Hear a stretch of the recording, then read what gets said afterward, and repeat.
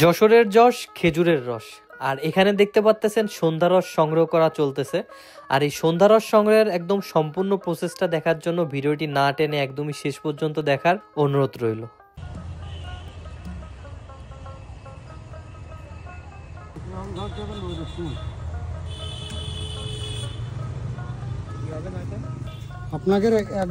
আপনাকে সবার অর্ডার দিছি এই টাইম, আর এক পার্টি আসবে আপনার 9টার সময়। তো দিনকে দিন এসব রস সংগ্রহ কিন্তু একদমই বিলুপ্তর পথে। মানে এখন আর গাছি মামারা গাছও কাটে না আর এদিকে রসও সংগ্রহ করে না। তো এই মামাটা কিন্তু দীর্ঘ 15 থেকে 20 বছর ধরে আমাদের এই যশোরের বাইপাসের পাশে এই রসগুলো সংগ্রহ করে থাকেন। তিনি তার পেশার পাশাপাশি কিন্তু এই রসগুলো সংগ্রহ করে আলাদা একটা উপার্জন করতেছে বলতে পারেন।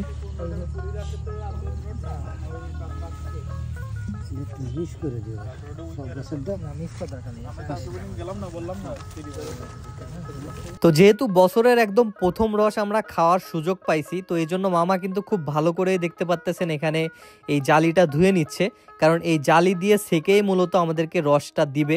আর এদিকে আরো একটা ভাই আসছিল যিনি কিন্তু টোটাল 5 লিটার সন্ধ্যা রস কিনলেন।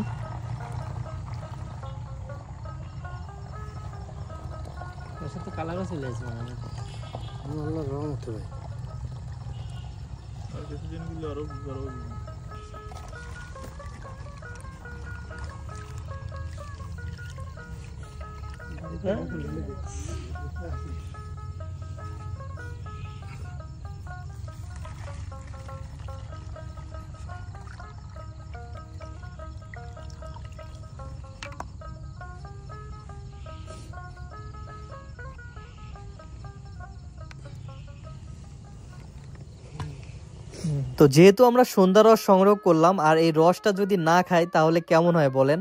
তো এই জন্যই কিন্তু আমরা দেখতে পাচ্ছেন এখানে হাফ লিটার রস নিয়ে নিয়েছিলাম। আর রসটার কালার মাশাল্লাহ একদমই সন্ধ্যা রস যেমন হওয়ার কথা ঠিক তেমনই হয়েছিল।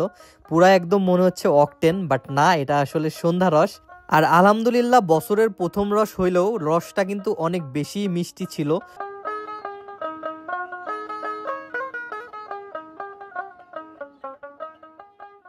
এক বোতল ঢেলে দাও গাড়িতে,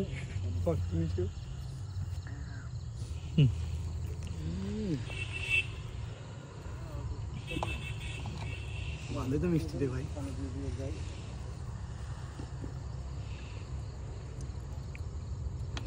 মই লাইট দেখি আপনি হচ্ছে চোর তারান নাকি? হ্যাঁ, রসটা যারা খাতে আসে তাকে দাবলায়।